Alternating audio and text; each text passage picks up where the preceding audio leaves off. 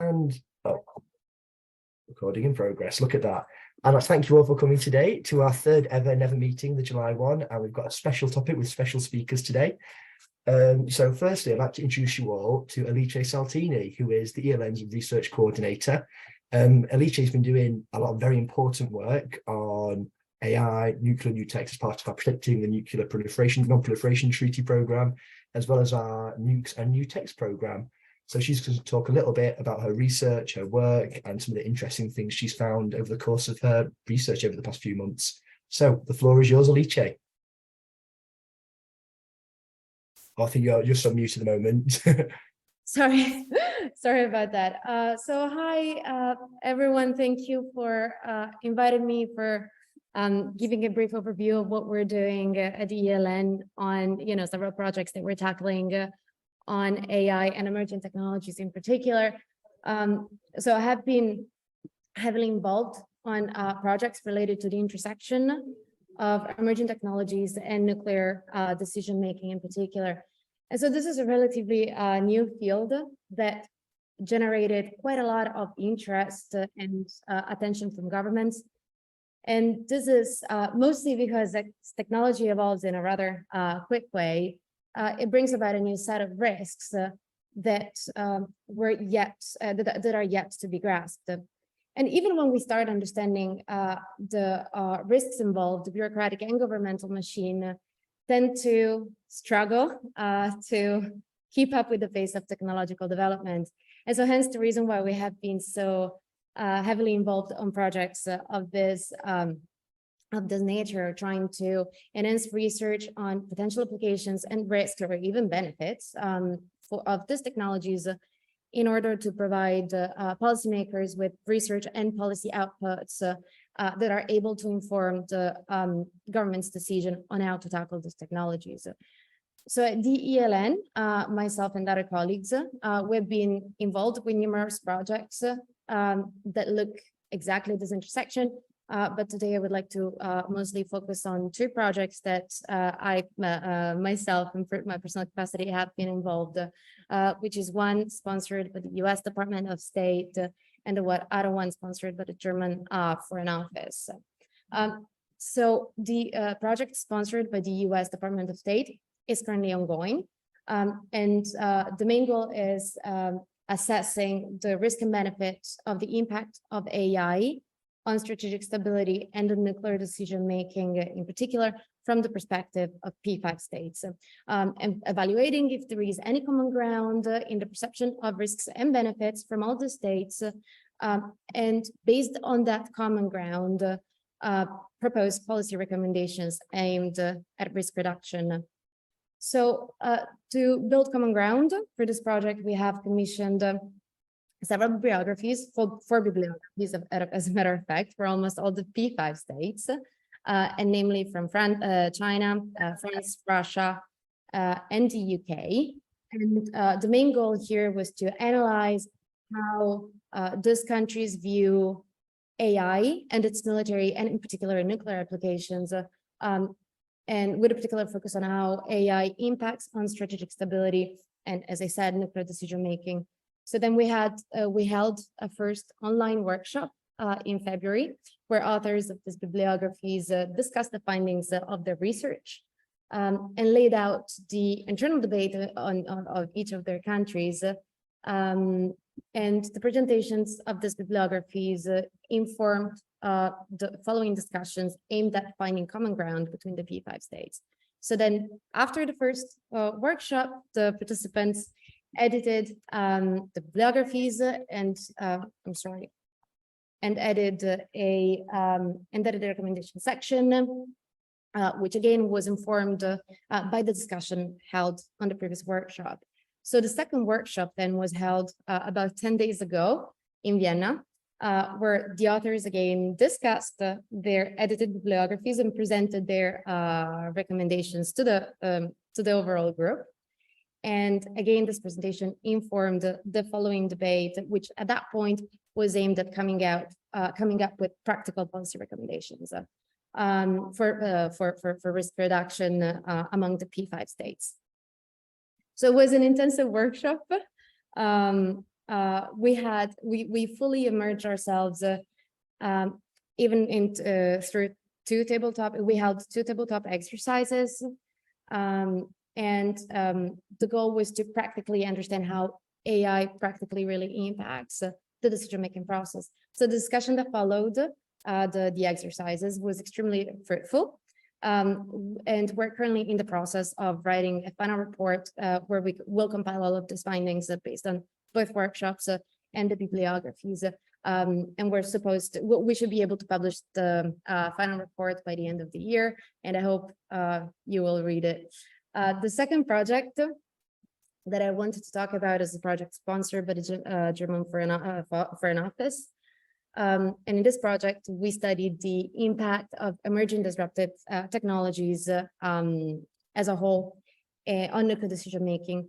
While there have been other studies that were conducted that addressed the impact of singular technologies in the nuclear domain, our project was actually the first project ever that addressed the risks and benefits generated by this technology in the aggregate.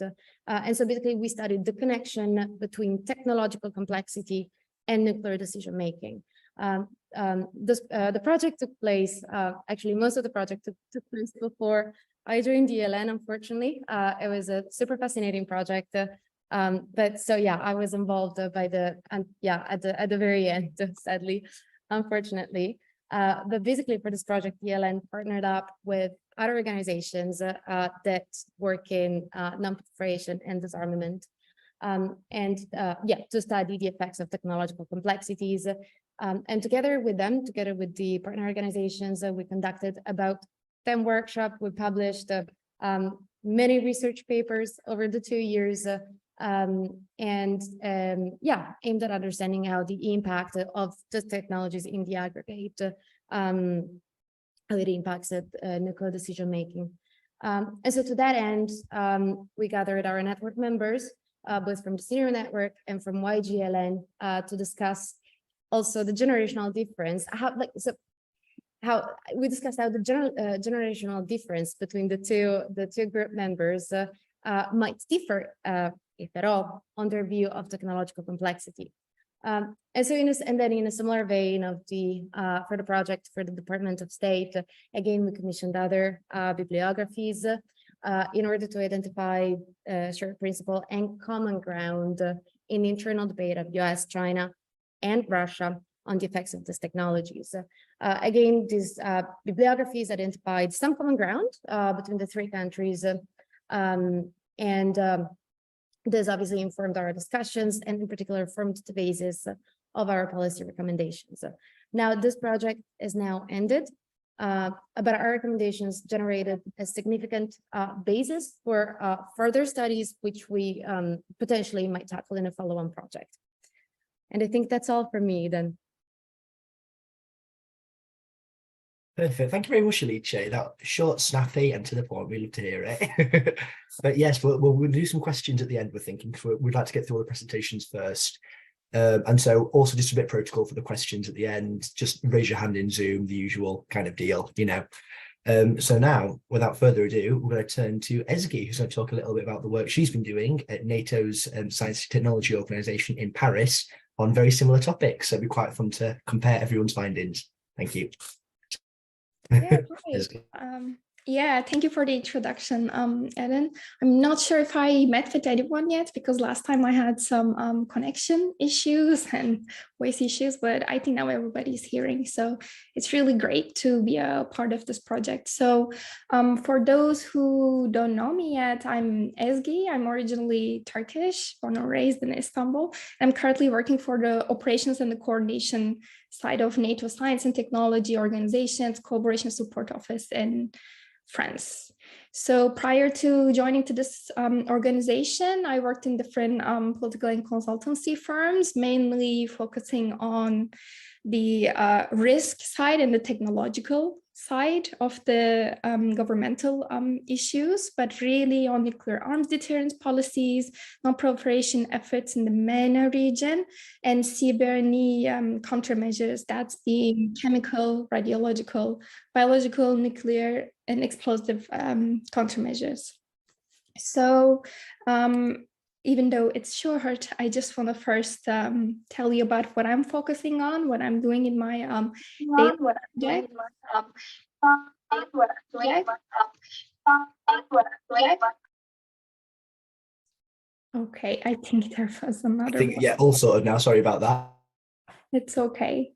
And then I can maybe talk about what we are doing NATO CSO overall. And I want to say that these are my personal views for this capacity. I'm not representing NATO. I just want to tell you about what we're doing so that if you have any questions, I'm willing to also answer. There has been some discussions in the past about creating a forum for allies and other countries to help protect their emerging disruptive technologies, or as known as EDTs, being used against them by potential adversaries or simply even non-state actors. So these goals are really key to ensure allies, and it's for them to retain its strategic and effective dominance. But what are EDTs in general? So according to allies, we have 9 priority technology areas that are being AI, artificial intelligence, autonomy, quantum, biotechnologies and human enhancement, hypersonic systems, space, novel materials, energy and propulsion, and next generation communication networks. So one's focus is on sea-burning countermeasures or non-proliferation. Naturally, another technology such as AI is being connected because biotechnologies and human enhancement and AI as a future technology is just speaking to each other and has an interconnectivity. So all of the allies are developing specific plans for each of these key technological areas that I've been talking about. And these strategies are laying the groundwork for NATO to accelerate responsible innovation and the rapid adaptation of modern technologies in order to improve some decision-making and steer transatlantic innovation. So you'll see even on the website or even through other reports, through defense ministers' meetings, there has been an official artificial intelligence strategy since 2021 that has been adapted, and all of the allies are aiming to adapt AI strategy to meet operational requirements, so physically on the ground, and to accelerate mainstream and secure and trustworthy integration of AI across a range of different alliance capabilities, which is the main important thing. So I want to say that within STO, we have 7 different technical panels. And for the past months, I've been working for the applied technology vehicle panel, which is focusing on the autonomous systems, but energy and propulsion systems as well, which has a big connectivity to AI actually. So more or less, this is it. I think this is what I wanted to tell you. I'm sorry that it's not a longer presentation, but I'm looking forward to hear all of your questions and to exchange around these topics. No, so thank you very much, Ezgi. That was brilliant. It was a lovely walkthrough. And like I said, we'll have loads of time for questions at the end now, which is perfect. I think everyone's got loads to say.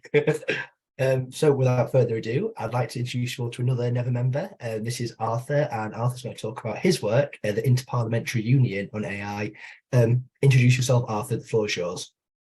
Thank you, Edan. So my name is Arthur Duforest. I work as a peace and security consultant for the Interparliamentary Union. I've actually prepared a small PowerPoint presentation, so I'm going to share this with you and run you through this. I didn't put the emphasis on my work, though I will talk about this. I've structured my presentation about sort of a project proposal because I'd like to work on the issue of AI risks with the LN network and the Never network as well. So what I wanted to do with this presentation is share a bit of my thinking, trying to find a balance between details and trying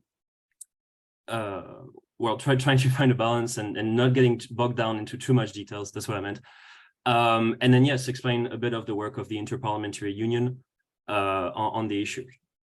So overview of the issue, the project that I'd like to carry would hypothetically answer a couple of questions. So what is artificial intelligence, and perhaps working on establishing a working definition for the group, because, as the two previous presentations stated, it is a recurring issue and a growing issue.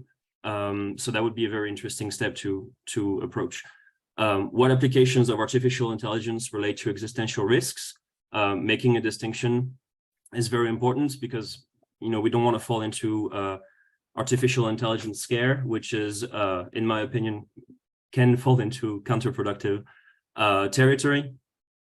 What are the recent evolution in the application of artificial intelligence to military contexts?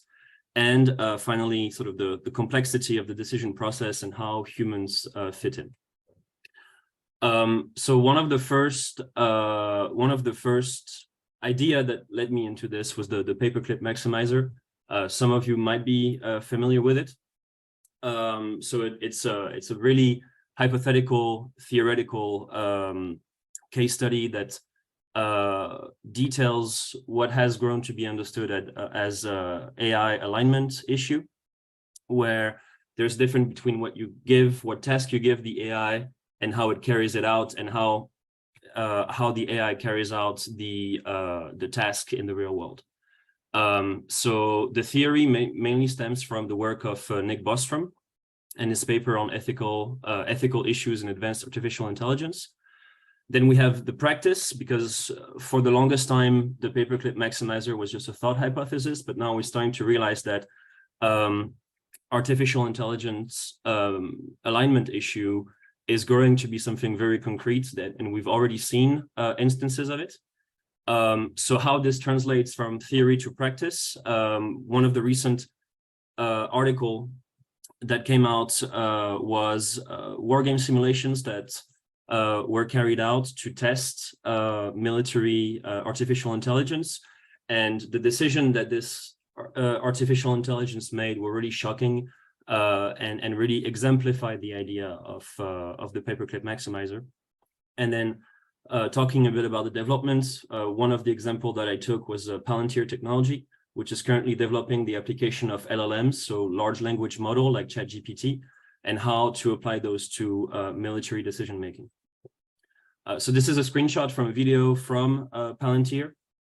What they do is feed in a lot of images and a lot of information through this large language model, which will, analyze it in its own way, and then provide military decision makers with potential courses of action.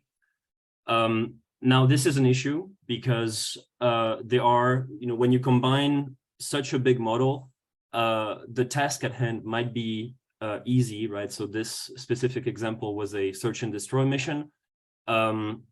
But the ways through which the algorithm chooses to act are misunderstood, are very complex, and often, as I'll explain a bit later, lead to concrete misalignment issues.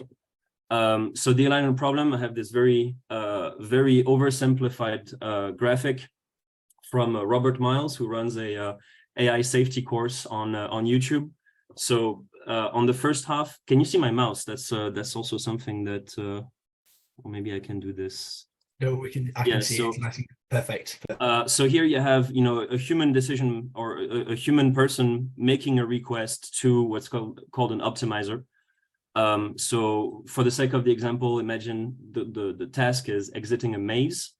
So the objective is given clearly, so exit the maze. Then the base optimizer finds a way and understands the approaches, and then runs multiple iteration of this optimization process. And researchers have found that when you run the same, when you run an optimization model, the objective can be successfully accomplished. So the artificial intelligence in this case successfully exits the maze, but instead of looking for an exit, they found out that it started looking for a green square.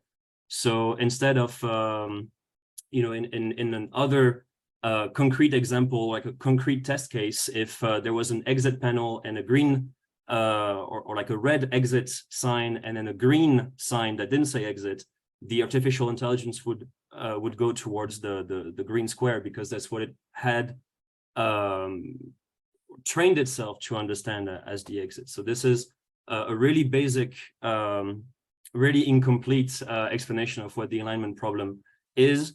But also this is, something I'd like to explore a bit more in depth in the course of this research.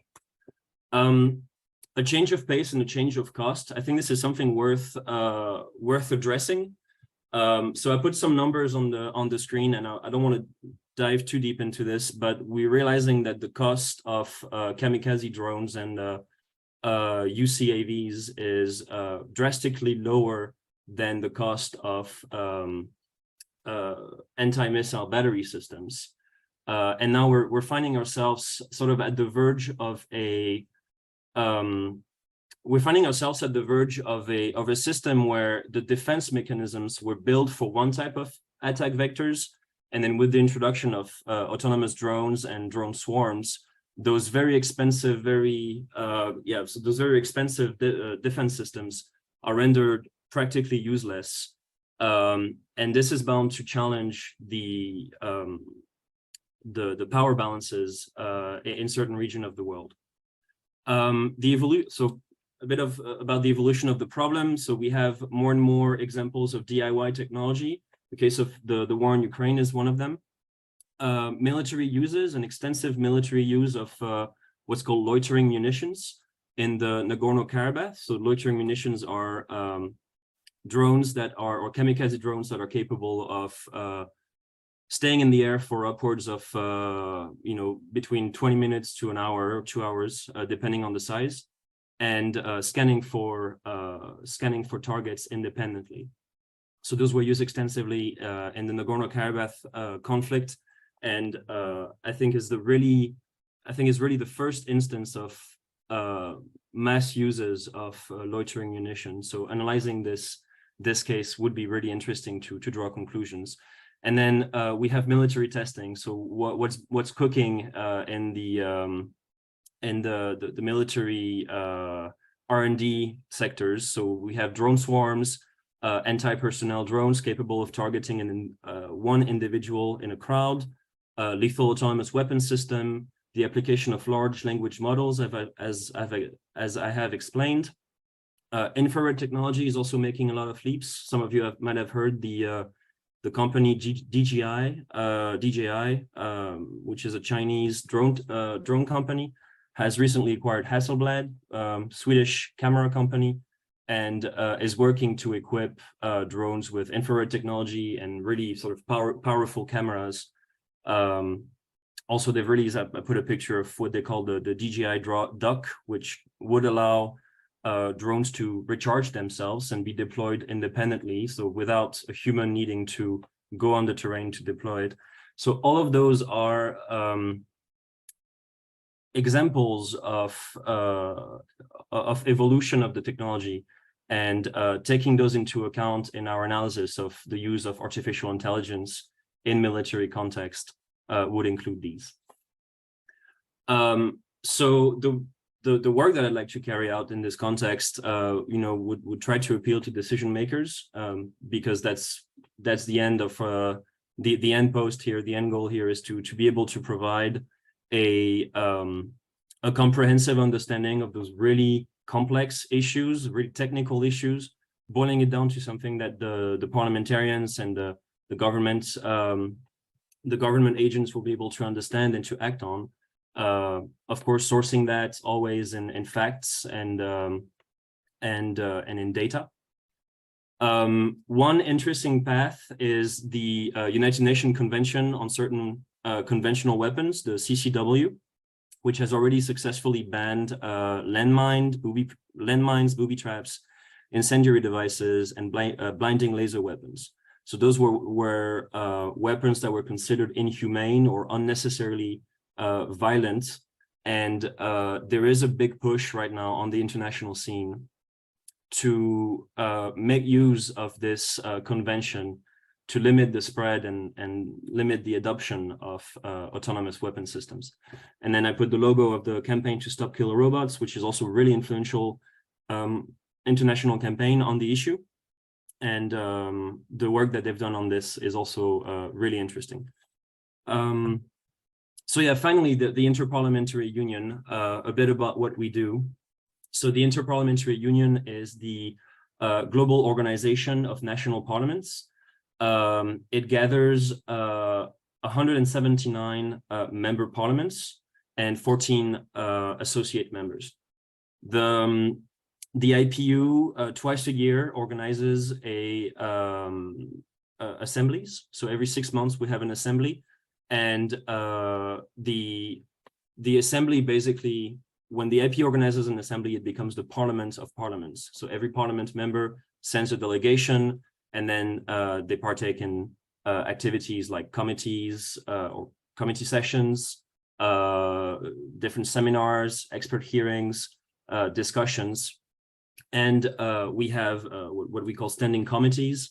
So I'm currently working for the Standing Committee on Peace and International Security, which works on a one-year cycle. At the end of each cycle, they choose or at the start of each cycle, they choose a theme.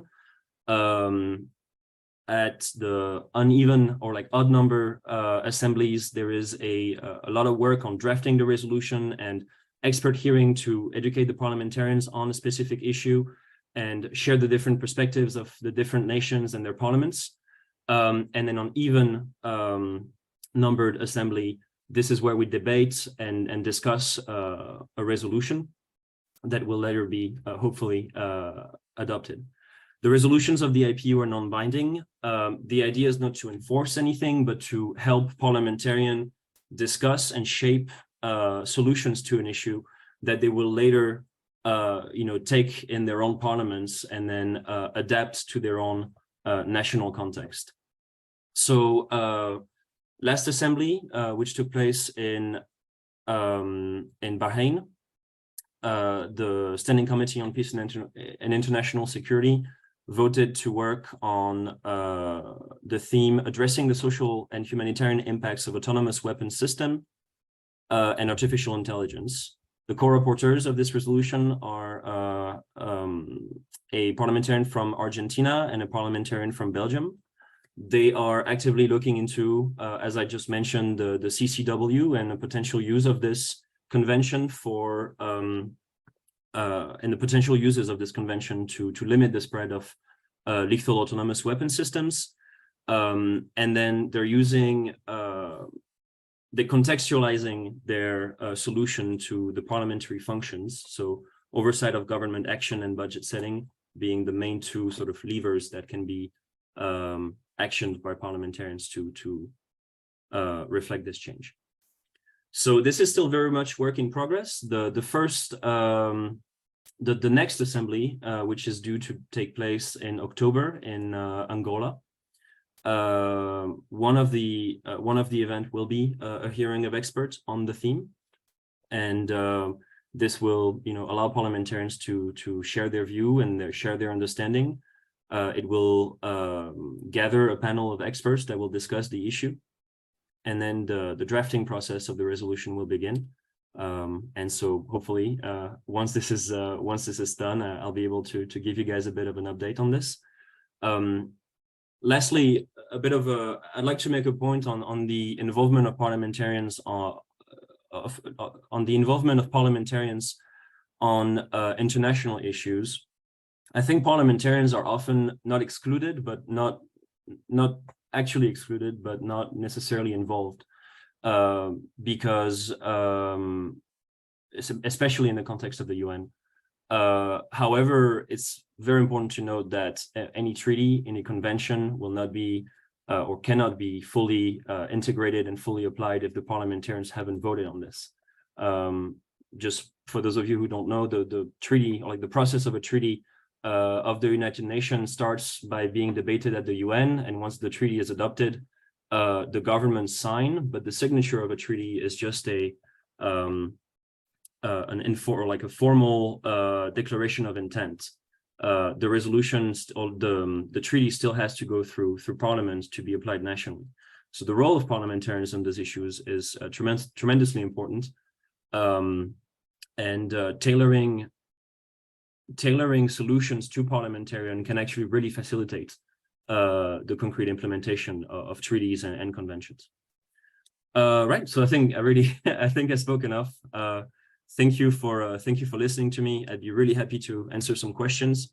I have started some of this work for myself, but I'd really be happy to gather other ELN members and other Never members to work on this over the summer, and then hopefully come out with an article and as discussed before, perhaps a podcast. So yeah, I'm here if you have any questions. Thank you for your time. Thanks very much, Shah. That was brilliant. And also, very quickly on a parliamentarian note, you'd be pleased to hear that our chair and founder, Lord Des Brown, is actually on the House of Lords in the UK's Committee on AI and Weapons and stuff. Yeah, you know it already. Perfect. Had to give him a little plug just then. So I think as we're all full of knowledge now, I'm going to ask people, if you've got any questions at all, to please raise your hands in the group, and I'll just do it on a first come, first served basis. I'd like to prioritise Never members, but ELN staff, if you've got anything you'd like to ask, feel free to ask away anyway, because it'll all be interesting. So yeah, the floor is everyone else's.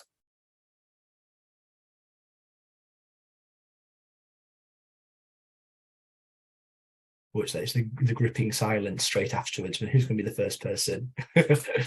Tell you, I've actually got a little one that'll ask for everyone here. I was doing a little bit of reading. There's like a new Statesman article that came out last month about AI, and it was saying about how one of the most important things is kind of like the control element in terms of, this is not just in terms of like weapon systems, it's just AI in general. And it's about the kind of need to keep it dependent. Because I think Geoffrey Hinton, the godfather of AI, as people call him, was saying himself that the key thing is we should probably try and keep it dependent on human input indefinitely until we've got a much clearer understanding of how far AI can go, if it can progress beyond kind of just seeing the green exit sign, things like that. So question for any three of you who would like to take it up: how important is it to maintain this, the AI dependence on human input in terms of existential risk? So whoever wants that one and wants to talk about it is yours. Can I go first? Yes, please. That's actually one of the areas of big interest of me. One of my biggest areas of interest. So yeah, maintaining human in the loop is actually essential as of today.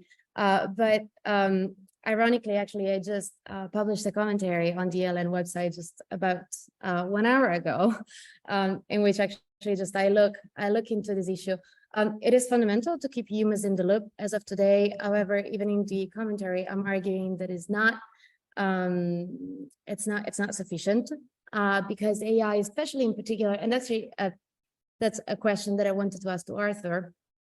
But AI in particular, like specific models of AI. Now, if we talk about neural networks or if we talk about deep learning, there are some specific models of AI that pose significant risks if they are integrated in decision-making, let alone in nuclear decision-making. I'm just going to let you figure out how that can be. And all these risks are, some of them we're able to identify some of the risks. Some risks, as I mentioned before, as technology evolves, we're still trying to figuring out how far it goes. And so even with the humans in the loop, like if we think about the NC3 architecture, so network command, control, and communication, the impact of AI, even in decision support, is actually able to create, to wreak havoc, in my opinion. And so actually my commentary, I am actually arguing to establish a moratorium between at least the P5 states on the deep learning integration in some areas of NC3 systems until we gather a bigger understanding on AI, how can AI impact the decision-making, nuclear decision-making in particular, or until we make enough advancements on interpretability of these models. So this is actually my, very quick response to your answer. I was going to ask Arthur about his take on this, because he mentioned about what you were mostly talking about conventional weapon systems. My understanding is, you were talking about most conventional weapons. But yeah, you mentioned decision-making too. So I was going to ask you, what's your take on this? Well, so as far again, I'm not I'm not an expert on the topic, far from that, but it is a topic that I've read a bit about. Something that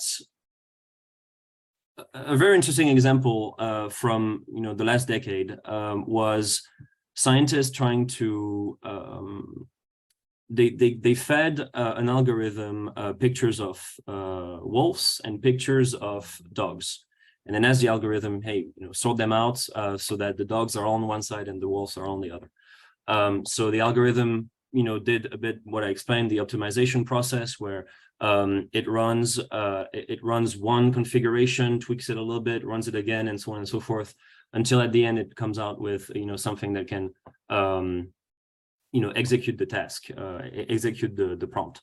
And so they found out that after multiple iteration, the algorithm was able to differentiate between the two. But when they looked at how the algorithm made this decision of whether the picture was a dog or a wolf, it didn't analyze the animal itself, it analyzed the background. And then they found out that the algorithms understood that if there was snow in the background, it was most likely to be a wolf, and if there was grass in the background, it was most likely to be a dog. So these cases, and this is a really sort of perfect example of how AI and algorithms can reach the correct answer through the wrong means. And this is funny when it's about picture detection and so on. We go haha, but it becomes a bit more crazy when it comes to how the AI on board of a kamikaze drone is going to identify whether it's a tank or whether it's a school bus. And I think that we are, over the past 20 years, we've really been bombarded with examples of this misalignment, and finding a way to give that to decision makers so that they can actually decide how to implement AI in decision making. Especially military decision making, I think is going to be critical. Now, to answer, so your question was a bit more about, so the political decision making aspect. It's really important to find a way to, for us at least, I think it's really important to find a way to give decision makers a complete picture of this situation, because I don't think AI can prompt itself to do something. It needs to be prompted by a human. But I think the real risk we're going through right now is, if a human prompts an AI to do something but doesn't question it, or just takes the answer or the outcome of this prompt at face value, and this is another risk that we're running into. And it seems like a lot of those this tiptoeing is not done by the politicians, and it's actually the companies, the private organization, the private companies that are doing this tiptoeing and this awareness raising. And I really think we need to get on top of this and find a way to explain this in comprehensive terms and complete terms to parliamentarians and government officials. Thanks very I much. hope that answers your question. I hope I didn't get too much, of course. I see there's all the other people. I'll leave the floor to you. Not at all. Sorry about that. I jumped in too quickly then as you were speaking, then my fault. I'm just going to go over to Becky now, who had a little question. So the floor is yours, Becky, to ask away. But that was a great answer then. Thanks, Arthur. That was a great little dialogue between you and Alice just then. It was more of a comment than a question, I think. I think saying that humans always have to be prompting the AI seems like perhaps, obviously a not sufficient condition for kind of ensuring that these, like the alignment of AI happens. I think one thing that I found quite surprising recently, as my company starts to get more into the AI assurance area, is how little people know about AI assurance. So if you even do a market sizing of AI assurance, the term doesn't come up at all, which is crazy given that the size of the AI market is in, 30 billion or something. And yet the AI assurance market hasn't even been defined well enough to even really exist. So I think a widening sense and frameworks for AI assurance And for those who haven't heard of AI assurance is a kind of set of frameworks and processes, and I guess an overall mindset towards trustworthy, explainable, safe, ethical AI. Things like simulating the effects of algorithms to see what happens, using explainable AI or trying to make sure that AI is explainable.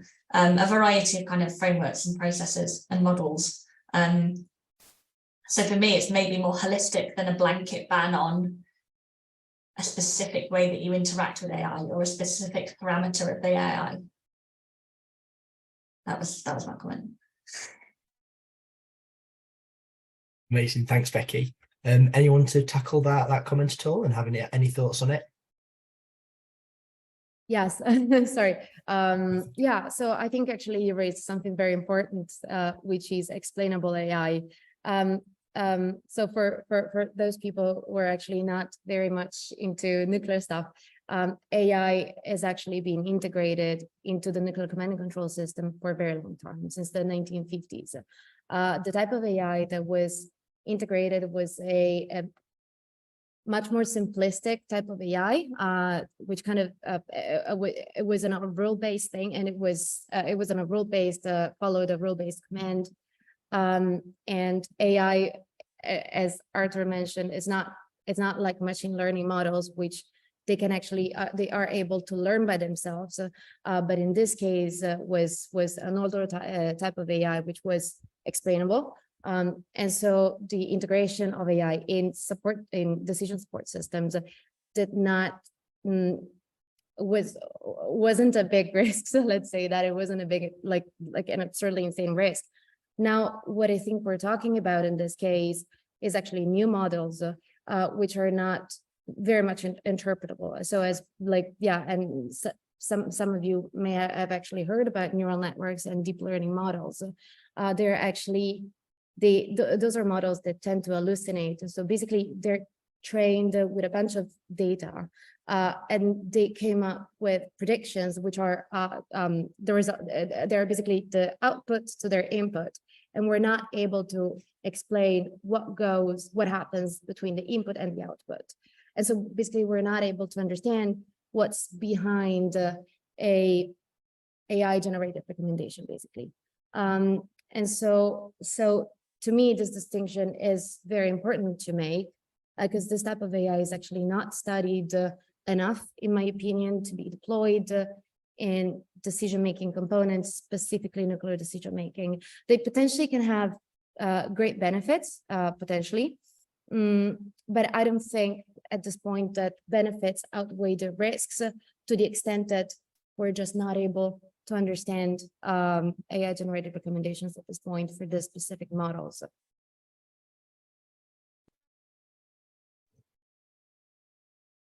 Thank you, Alice. It's quite interesting. I feel like a lot of this discussion is kind of like it's first kind of like controlled versus uncontrolled, and kind of like how much rope do you give the sort of the machine almost to sort of self-improvement and stuff. And it's kind of like knowing how governments can kind of step in to try and deal with these different things. Any more questions at all, actually, from anyone else? I'm quite interested to hear if anyone's got any thoughts about how AI might necessarily interact with other aspects of existential risk. Obviously, today we're talking a lot about nuclear and kind of like military systems and stuff like that. But yeah, it's been interesting to hear if anyone's got any thoughts about other intersections. But without further ado, I'll go over to our research director, Oliver, who's raised his hand. Yeah, good afternoon from Berlin, and pleasure to see some of you again, and to see meet those at least meet those I haven't met before. Not a question directly on the interrelations between existential risks, but maybe indirectly, because I was intrigued by your remark on the insurance side of AI, and whether this can be insured, and how this is being done in practice, and how what the implications are for this technology. And I was reminded a little bit about the debate we had post-Fukushima about requesting nuclear operators to insure against catastrophic failure of nuclear power plant. And some of them basically said, well, if we have to insure against that, we're very likely going to go broke. Now, this is a technology that is going to proliferate, in many applications and so on. So I was just intrigued by that. I have no insights into how this is being done, but if you can, elaborate a little bit about potential implications and how this is being dealt with currently, I'd be very, very interested, because it may be applicable and be comparable to some other technologies that imply potential existential risks or misuse, or different kinds of failures involved here. Thanks very much. Thanks, Oliver. Anyone to tackle that one at all?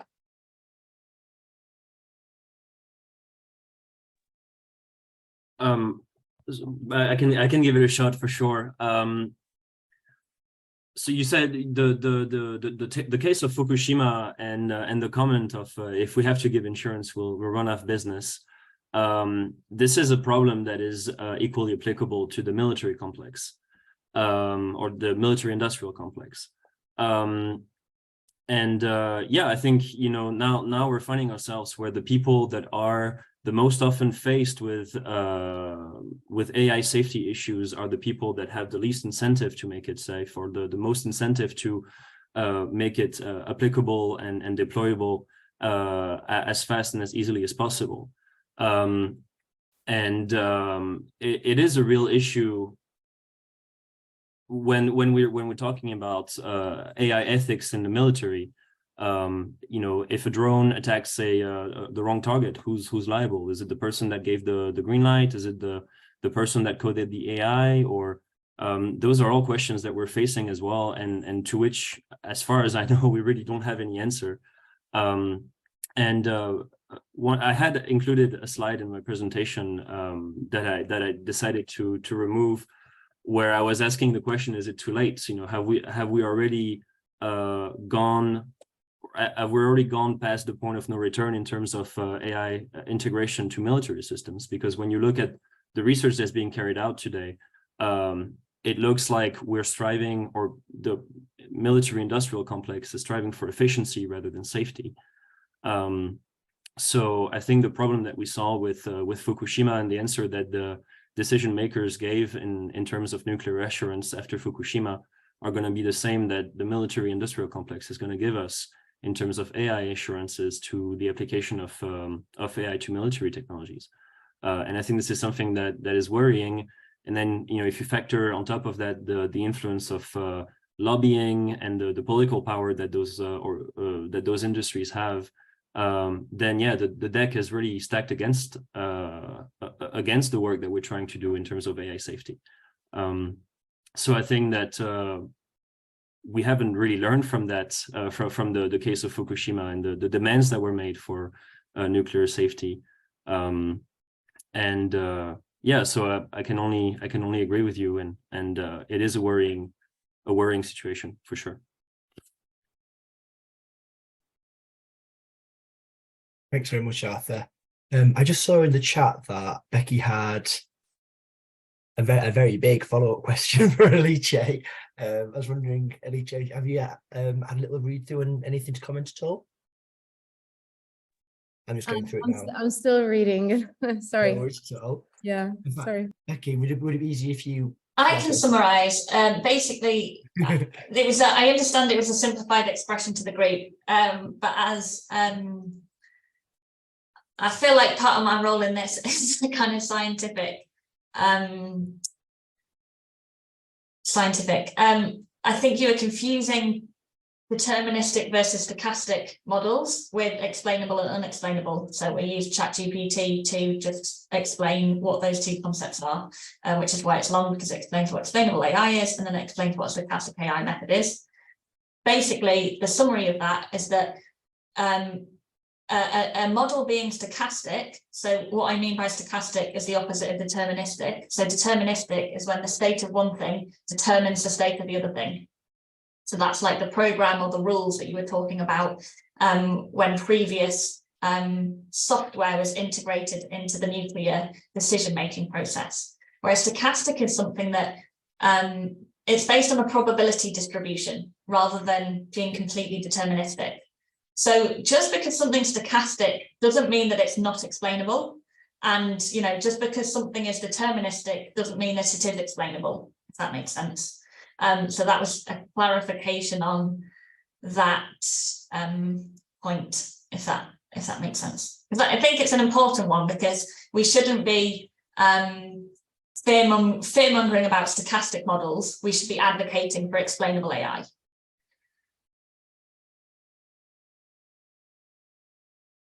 Okay, cheers, Becky.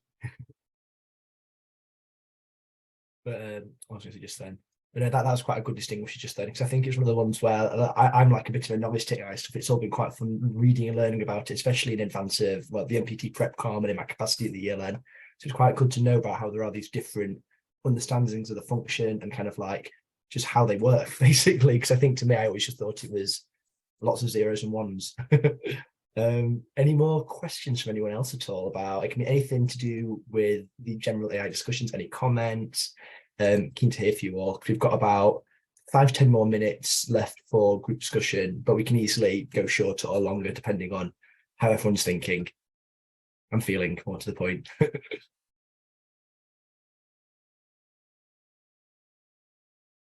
I didn't manage to make the meeting last time. I would love a circulation of what everybody's interested in, and so that I can kind of start to chat to some people that have overlapping interests with me. If that makes sense. That does indeed. Well, I'm pleased to hear actually that the next sort of point of discussion, well, I'll tell you what, I'll give us, here we go, Eva's raised her hand, perfect. So what we'll do is we'll have five or so more minutes on this, because that actually links a little bit to the next point in the next part of the meeting. So yeah, we're jumping ahead, Becky, but we'll go to Eva first. Over to you, Eva. Hi everyone. For those who haven't met me, I think I wasn't here last time. I'm Eva Ziegman. I'm currently based in Berlin and soon to be relocating to start a master's degree in Washington, D.C. My question kind of relates to, I think, Arthur, your presentation and the work you've been doing on autonomous weapon system, mainly with the IPU.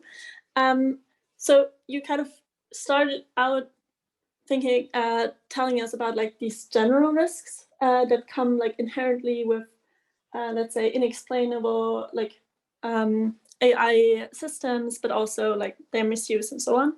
But then kind of focused on this, the regulation of military uses of AI. And I've been following the debate this year a bit on artificial intelligence and its governance, and kind of I'm thinking about how appropriate these like traditional levers of arms control are when applied to technology versus kind of national regulation of the companies that are kind of behind the problem, and whether we should focus on military uses in particular, where maybe the case is much clearer to make why these are problematic versus kind of more basic, but maybe also more abstract regulation of general AI systems.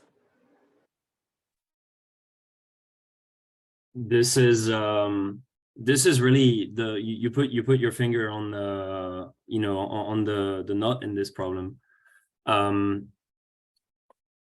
So disarmaments, because I work a lot with disarmament as well. It's generally I think the thinking process nationally is that if we don't acquire it, there's also an arms race on AI. The idea that if we don't acquire it first, then our neighbors will. This is a big problem. Iran is developing the Shahed drones and pushing this technology, which that was perhaps not as well explained as I would have wanted it to be.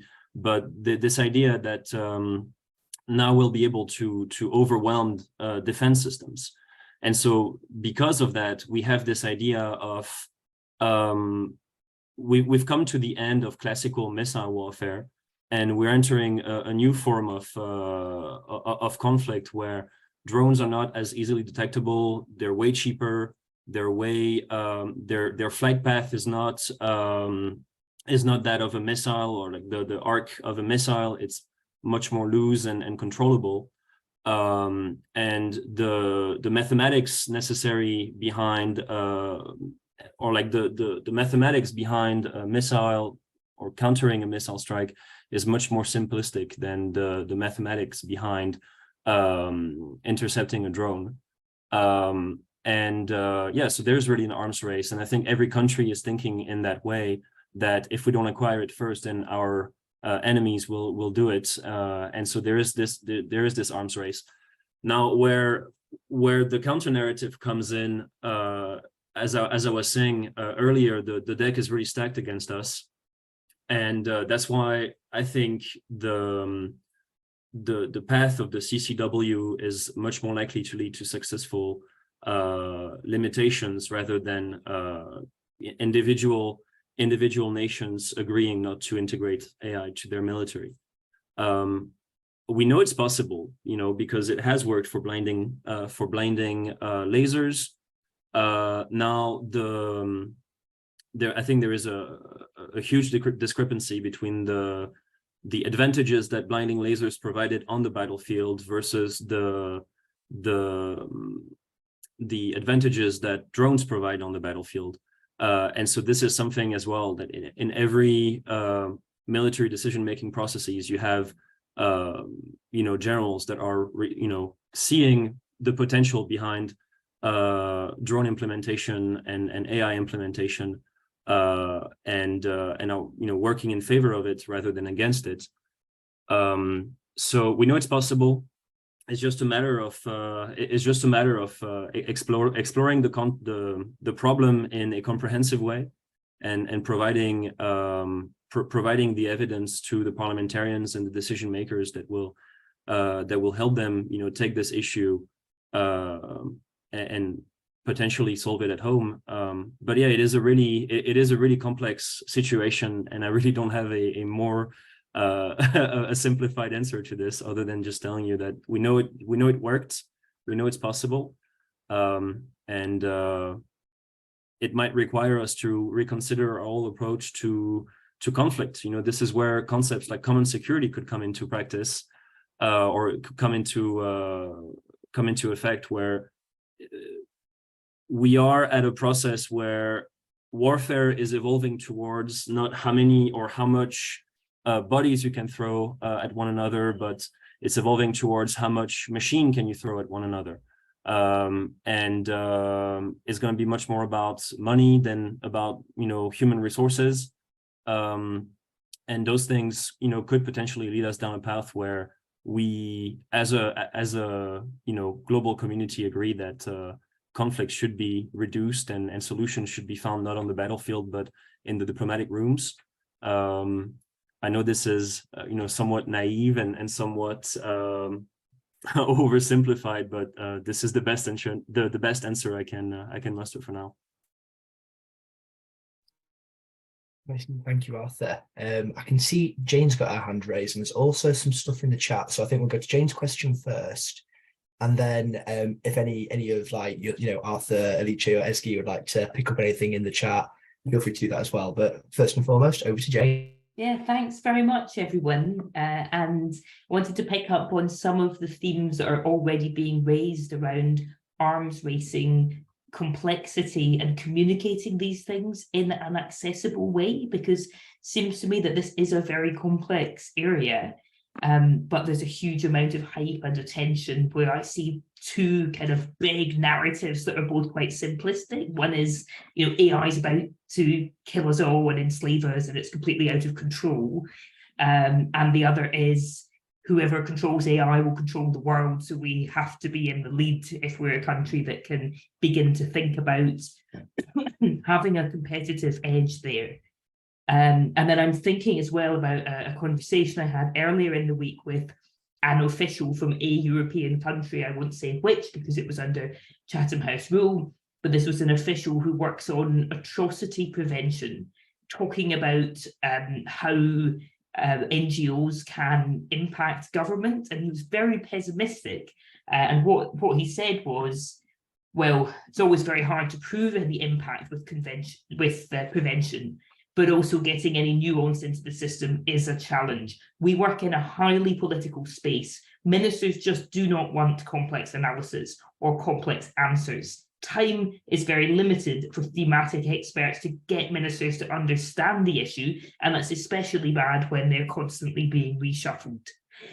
So I think this is also part of the challenging environment that we face, and I'd be interested in people's thoughts about sort of how to advance the discussion in a way that can get the complexity across to the non-experts. I mean, I think one of the reasons that the calls for a moratorium on developing at least certain types of AI have got across is that is a very simple ask. But if you are advocating for something that is more nuanced and is perhaps about governance and cooperation and so on, how can you make these arguments get traction when people's attention span is seemingly so short? Amazing. Thanks so much, Jane, for that one there. Anyone to address kind of like this is a very important topic, I think, because it's one of the ones where to novices it all feels very out there. So it is very important, because let's forget, a lot of ministers are novices when it comes to this as well. So anyone want to address that one at all?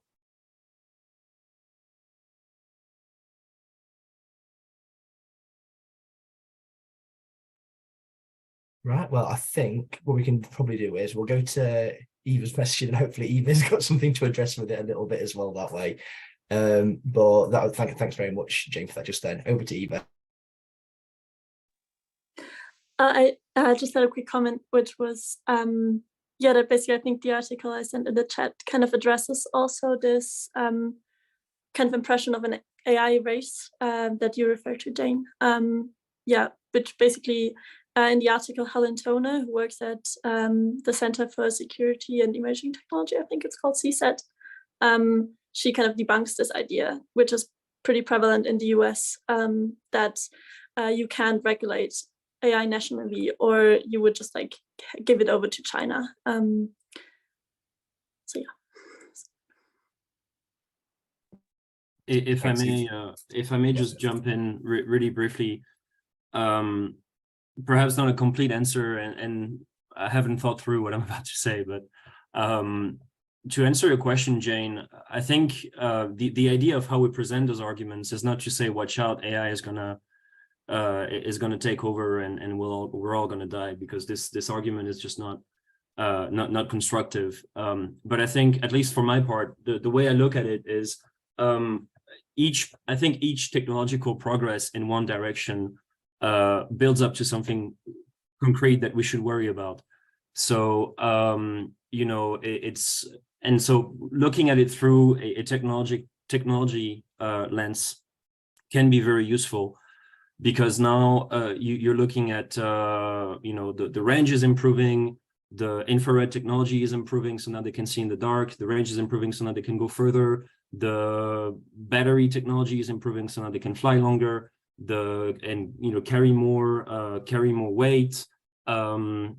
The communication devices, or like communication means, are evolving. So now, instead of flying as a unit, they can fly as a group.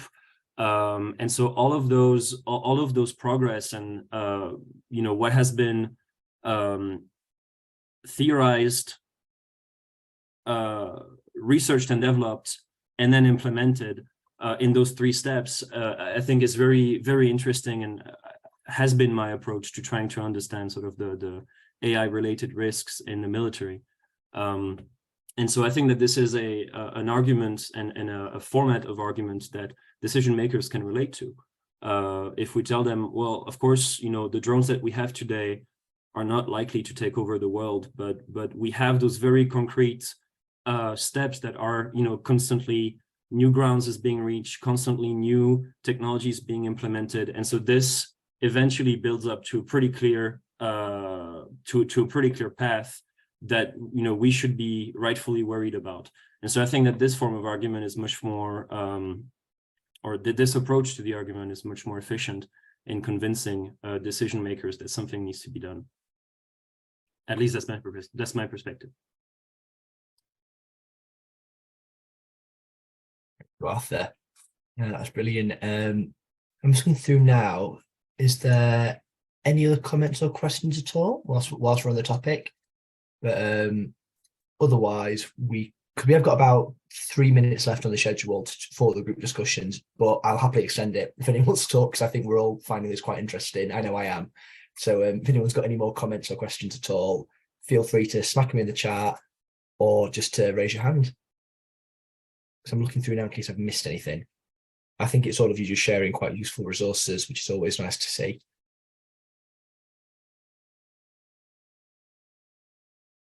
Yeah, any more questions or comments, guys? Because I think that's sorted with the chat. Going once, going twice.